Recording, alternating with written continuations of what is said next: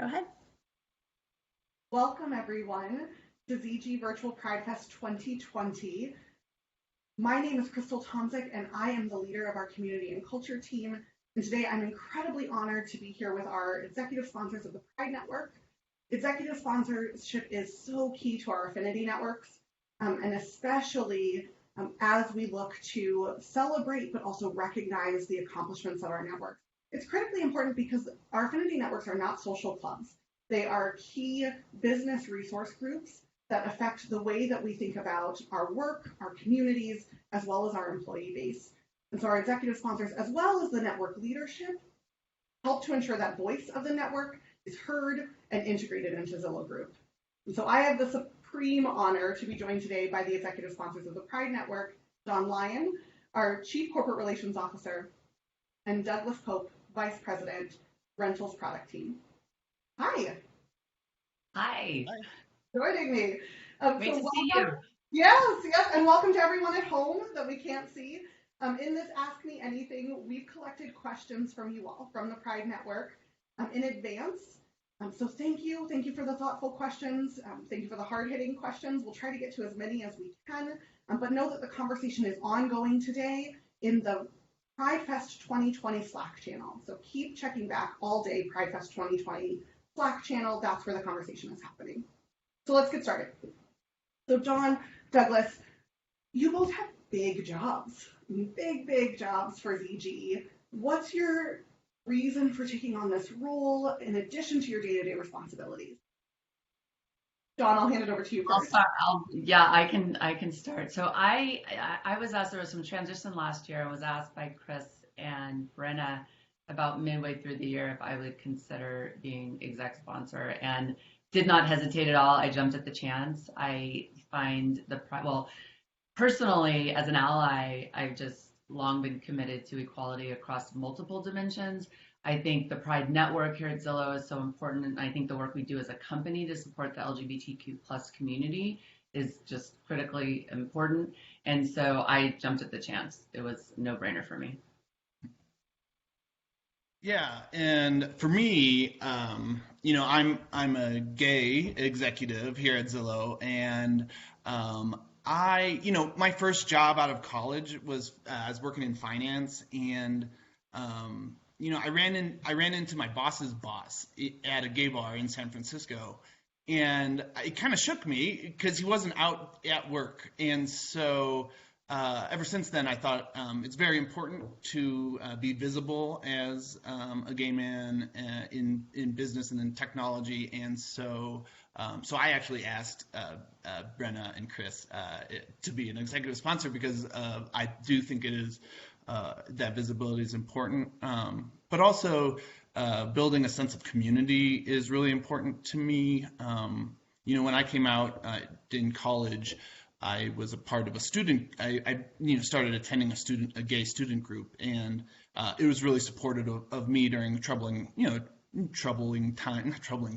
hard times, difficult times, and that I see a lot of parallels in that sense of community in the Pride Network. So anything I can do to help build that community is exciting to me. Well, so speaking of community, at ZG, we are not only focused internally on our Pride community and the LGBTQ plus community within our walls, but externally. What initiatives do you feel have been the most impactful on the community internally to ZG and at large? I can start, Douglas, there.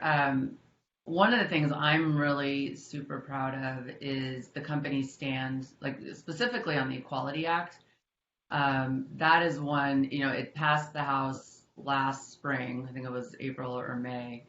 It's been sitting with the Senate. It's not likely to move, but before the election, but that doesn't mean it won't have life beyond the election. And when you look at what we can do as a company, working with other companies, working with our team, working within the LGBT plus community, if we can get federal law passed, the Supreme Court decision that we also signed on to the amicus brief with other companies to support was so great. That really was about job protection.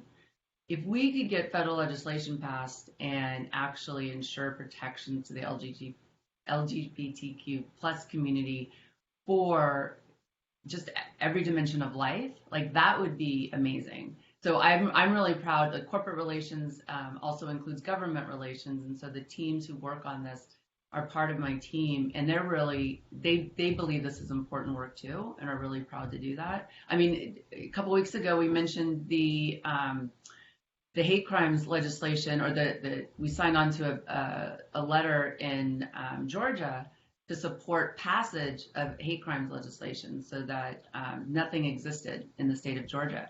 Just yesterday, we got word that that has in fact moved, and so it is now law in the state of Georgia. So those are things like I'm really proud as a company that we can do and will continue to do. Yeah, and then there's also stuff on the product side that Zillow is doing to support the community, and we just launched this past week the LGBT local legal protections on all home listings on Zillow, which is like just incredible. And this is a project that it was a whole huge team effort. It started at Trulia 2 years ago. And then it was like revived in a hack week last summer for Zillow, and then finally finished this month. And but yeah, it shows the legal protections that the LGBTQ community has in these different jurisdictions, and it's really powerful. And I think it's just a great statement, like to have the Philly Pride flag displayed on every single home listing on the largest and most trusted real estate brand in the country is like pretty powerful. So it's really shedding a huge light on kind of the disparities between protections in these different jurisdictions. Yeah, and Douglas, I would just add that the work that the entire network has been doing is super important too. Like the Human Rights Council, the HRC 100, the fact that we got 100, we already had a high rating, but that is work that, not just the company is doing, the people inside the company are doing. So that's something really, really that I'm proud of, and I think most people are as well. Yeah, exactly. Yeah, that was a huge initiative to make sure that we had all the right policies in place to support our community, and it really came together with, led by the network, and it's just like really powerful. I have to add, one of the things I'm incredibly proud of is the fact that we have an inclusive benefits package. Knowing that just recently in the news there's an attack against trans health benefits right now in our country. And certainly that is a space where externally we can and will do more to help, but internally to know that our benefits package currently protects those healthcare rights for our trans employees is something I'm incredibly proud of as well. Absolutely. So we have a question submitted around leadership, and Douglas, I'm curious to know your thoughts. So it pertains to empathetic leadership and building relationships, building trust, which is such a key part of our leadership blueprint. And such a key part of our leadership here at Zillow. So the question is, I'm a manager and I have felt frustrated by the silence of other managers when topics of the LGBTQ plus and the Black community as separate topics as well as intersectionality of the two come up. Our top leadership team is opening dialogue, and it feels appropriate for our leaders down the line to be following suit. Silence isolates and makes people feel like they need to hide away how they are feeling and how authentically they show up in the workplace.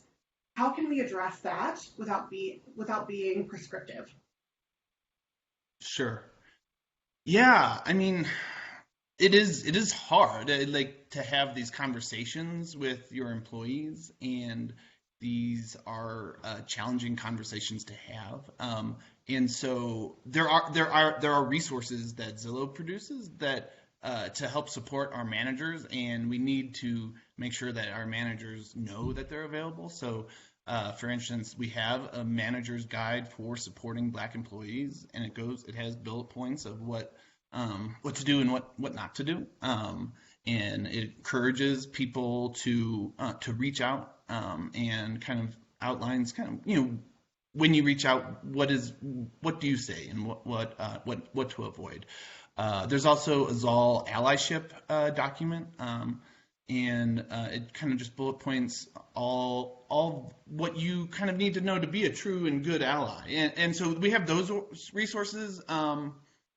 But also, like, managers that aren't comfortable with necessarily these conversations, whether it's the LGBT community or the Black community or the intersectionality with, they need to. It's not okay to just stay silent. They need to speak up. Maybe they need to talk to their HRBP or their manager, saying, I'm not comfortable having these conversations. Can you help me? Can you help support me? What resources are there? So we need more of that as well. Yeah, and I would just add, Crystal. I mean, sitting in executive meetings and at the VP and even at the senior leadership team level, like there is an expectation as leaders, as managers, like we need to help teams have these conversations. I think we're all getting more comfortable being uncomfortable. I mean, don't want to be cliche about it, but it's not easy, and it's not part of what a lot of people have, how they've lived and how they've learned in terms of management. And so the tools and resources are fantastic, but opening up the conversation. And I would just say, like, employees are encouraged to initiate conversations too. And if managers aren't initiating it, we're going to continue to work to support them and hope that they do. But I've been not seeing a lot of conversations organically just happen because employees are initiating it. So I would encourage everyone just to remember you do have a really important voice and feel comfortable using it. Yeah, I love that. One of the tips that I've been giving leaders as they come to me is, oftentimes we have monthly meetings in our orgs or quarterly meetings or bi-weekly, whatever that might be. But in that monthly meeting, keep a standing topic for 15 minutes to talk about to have a difficult conversation and use an article or a tool like the allyship tool that my team pushed, or a podcast or something that has a low barrier of entry that everyone on the team can easily absorb. Or recently with Megan yesterday and the great conversation, Dawn, that you led, talk about that with your team. Hold space in each team meeting. Don't let that topic drop from the agenda just because business gets busy, because that's how we create this ongoing space and proactive ongoing space, so that when issues do come up, regardless of the community, that our team members know my leader is the type of leader who has these conversations.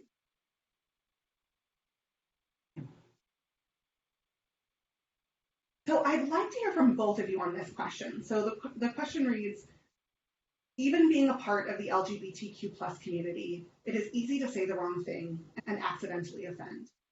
How would you handle this if it were to happen? How do you recognize learned biases? Douglas, you want to start? Yeah, that's a hard one. I agree, it's hard.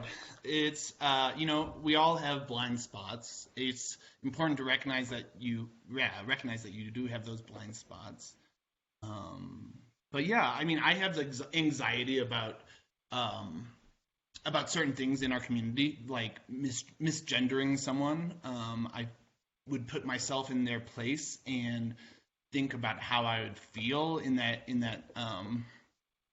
if that were to happen to me. And it causes me a lot of concern, because I would hate to actually do that on accident to someone.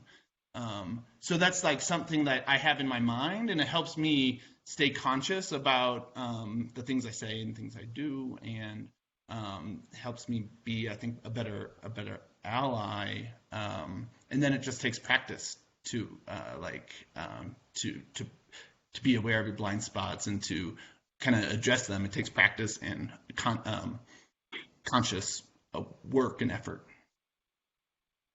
Yeah, and I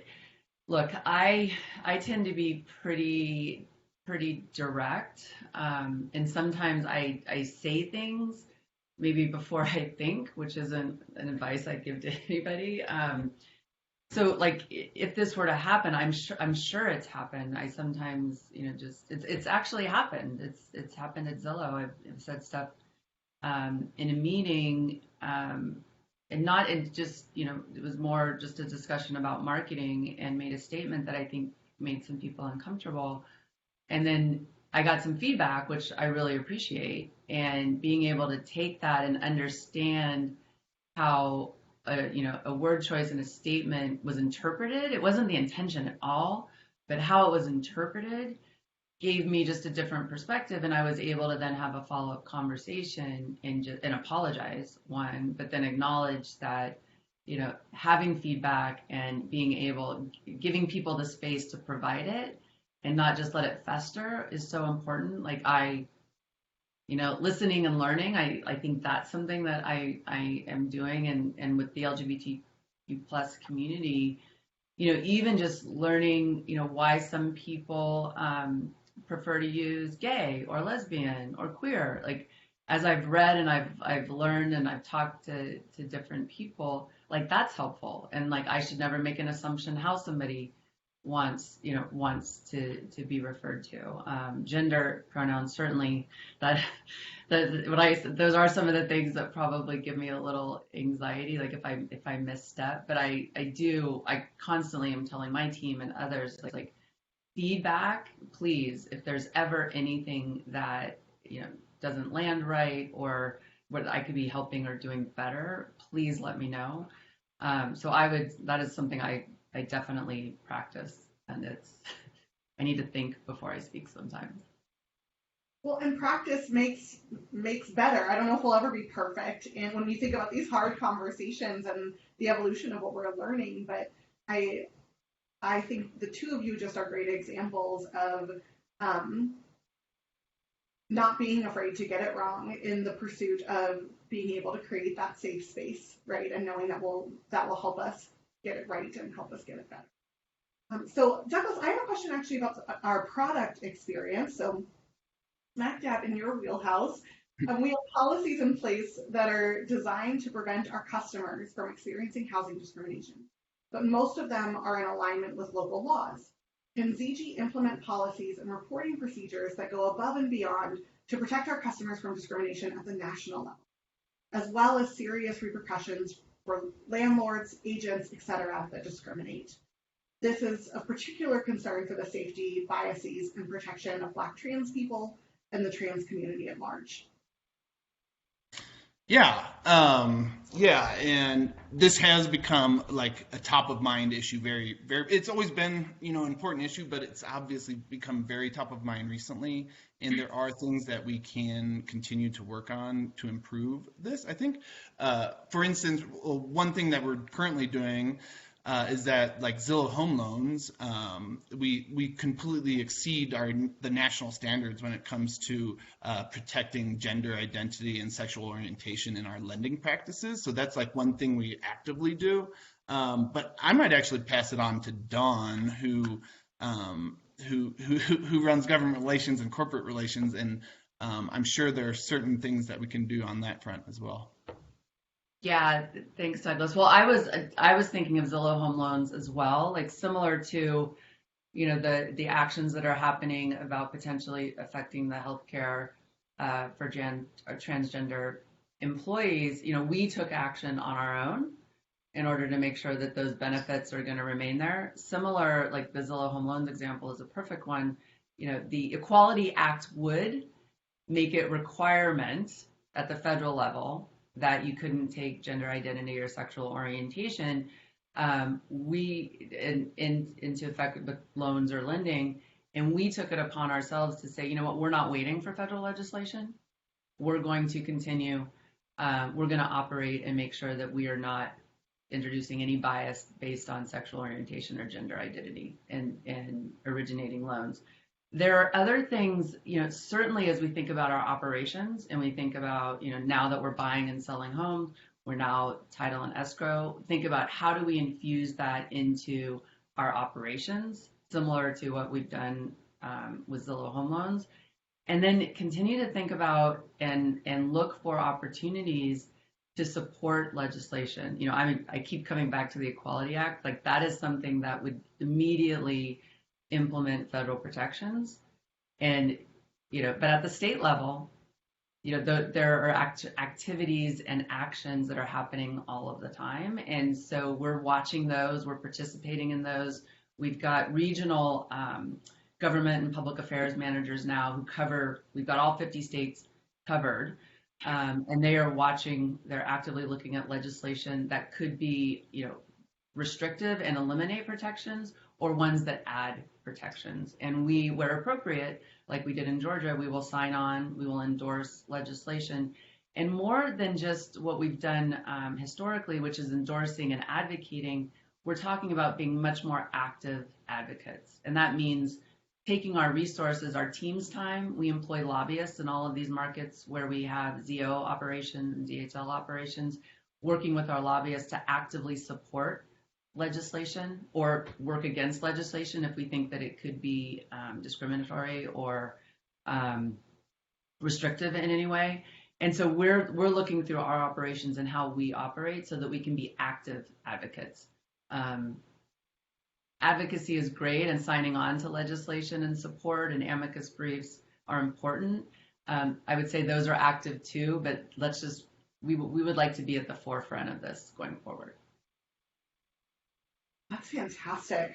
So it's Pride. It is Pride Month, and no amount of global pandemic is going to keep us from celebrating Pride. And Dawn, your team, your CR team, has done a phenomenal job coordinating Pride virtually this year in partnership with my team and the network. And there was this intentional focus on substance and celebration. And so this question that we got in looking ahead is talking about what's next. And so the question reads, I know people are lamenting how this year's Pride will feel less celebratory because of national and global events. On the other hand, doesn't this get us back to Pride's original emotional catalyst, anger at injustice and hope for the future? How should we balance the celebratory nature of Pride with the need for social action? I think it's a really big question, even knowing the criminal justice reform that the LGBTQ plus community has faced and that we're still talking about today with the Black community and Brown community, et cetera. So, Dawn, I'd love to hear your thoughts. Well, I think, I often use and. It's right. It's all of the above. It's plus, like, it's celebration, but also recognizing, look, we have a long way to go. And I think, for those who tuned into the discussion with Megan Rapinoe, like, I wish I could just bottle her energy and her philosophy and her words and just spray it all across the universe. I mean, if we had a world where everyone felt and could use their platform in such a way that she's using hers, I think we will, faster to the future, we would see probably a lot more progress happening. And look, from a Pride perspective, I think there's been fantastic stuff that has happened over the years with Zillow and Zillow Group and just the network. Historically, it's been, I would call it more grassroots. And when I arrived, and Crystal, I know your team has been actively involved, really looking at it as an opportunity for the company to lift up the voices of our team. Like, that's part of what we're seeing, right? It's not just the company, it's great to change the logos on the homepage. We've never done that too. And we've now got the local legal protections tool or resource, which is fantastic. But I think one of the most powerful things we have are our employees and the voices of our employees. And so as we're seeing the content and the stories of the Pride Network and the members of the Pride Network, that's one of the things that I'm most proud of, is being able to lift up the voices of our team. And so we'll continue to celebrate Pride, and we want everyone, this is Pride Fest, to celebrate Pride, but continue to look at how do we, in our day-to-day life, not just in the month of June, day-to-day lives and, the company 365 days a year, how do we advocate and support the community? We'll continue to work on that. And I'd just also add that it's quite an amazing time we're living in right now, and there's so much opportunity to get engaged both outside and inside Zillow. When you just think about everything going on, there's protests and there are there's the global pandemic, and then there's voting. There's an election coming up, and so there's so much that people can do outside, and then there's also the internal stuff that we're doing to make progress. It's just it's a nice time to be alive and witness, I think, hopefully, a lot of progress, and internal and external. Yeah, and let me just pile. I'm glad you mentioned voting, Douglas. Like we as a company have signed on to Time to Vote. I think most employees know that at Zillow Group you get paid to vote. You don't need to, take time off. We will use your time.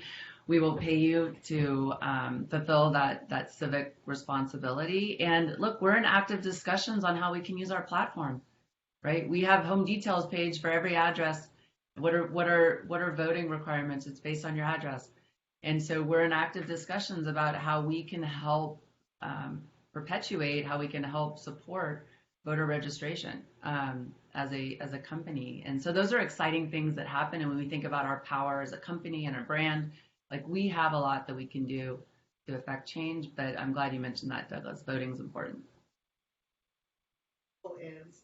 And there are high barriers to entry. So I love hearing what we're doing to try to break some of those down.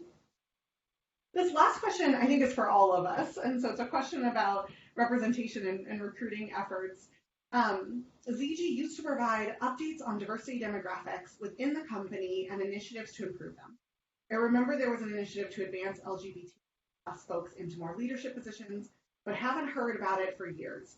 Can we get more progress updates on our D&I initiatives related to hiring, retention, and promotion? For those of you who don't know on the phone, this is where I spent the last 3 years at Zillow, so I certainly have perspective, but I want to hear from Dawn and Douglas on their thoughts, and then I can just kind of provide a little bit of the tactics. Well, I can start with just, the commitment to diversity is something that since I've joined, which has just been a little over a year, have seen and felt. And, as a company, we are committed to being transparent on our diversity data. Not all companies are. It was interesting. I just saw a report that even of like the top brands who've made statements around Black Lives Matter, many of which are Fortune 500 companies. There's a group called Just Capital went to look. Over half of them don't even divulge their diversity statistics.